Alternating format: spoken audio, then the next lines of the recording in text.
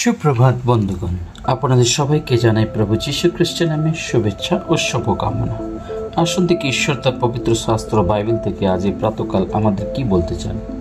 আজ এই প্রাতকালীন অধ্যয়নের জন্য আমরা বের করব কলিসীয়র পত্র তার 1 অধ্যায় 22 পদ।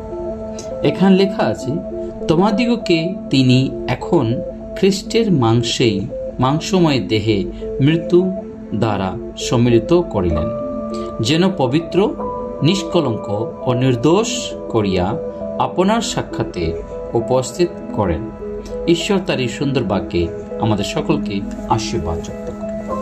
আজ প্রাতঃকাল যখন আমরা কলিসীয় তার 1 অধ্যায় 22 পদ পাঠ করি, এখানে আমরা দেখি সাধু পৌল তিনি সেই কলিসীয় মণ্ডলীর কাছে প্রভু যীশু খ্রিস্টের যে কার্য, প্রভু যীশু খ্রিস্টের যে ইচ্ছা, সেটা তিনি সেই মণ্ডলীর কাছে প্রকাশ করছেন। তিনি বলছেন যে তোমাদিওকে তিনি এখন খ্রিস্টের মাংসময় দেহে মৃত্যু দ্বারা সম্মিলিত করিলেন, যেন পবিত্র ও নিষ্কলঙ্ক ও নির্দোষ করিয়া আপনার সাক্ষাতে উপস্থিত করেন। হ্যাঁ বন্ধুগণ, প্রভু যীশু খ্রিস্ট তিনি আমাদেরকে এত ভালোবাসলেন যে তিনি সেই স্বর্গ ছেড়ে সংসারে আসলেন, যেন তিনি আমাদের সেই পাপের ভার, আমাদের সেই কষ্ট তিনি বহন করিয়া, সেই ক্রুশে নিজের জীবনকে দান করিয়া তিনি আমাদেরকে সেই মৃত্যুর দ্বার হইতে আমাদেরকে বাঁচালেন। তিনি আমাদেরকে পবিত্র করিলেন এবং তিনি আমাদেরকে নিষ্কলঙ্ক বা নির্দোষ করিয়া তাহার সম্মুখে তিনি উপস্থিত করিবার জন্য তিনি আমাদের জন্য এই কষ্ট উঠালেন।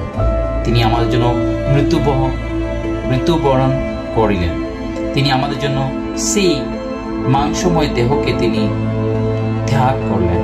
বন্ধুগণ, শুধু আপনাকে এবং আমাকে ভালোবেসে। তাই আসুন আমরা সেই সাধু পৌলের বাক্যকে আমাদের জীবনে যেন আমরা সেটাকে নিতে পারি। তিনি সেই পবিত্র আত্মার শক্তিতে, পবিত্র আত্মার দ্বারা তিনি সেই খ্রিস্টের যে মহিমা এবং পরিত্রাণ, সেই বিষয়ে তিনি মণ্ডলীর কাছে রাখছেন এবং সেই বাক্য আজকে আমার জন্য এবং আপনার জন্য।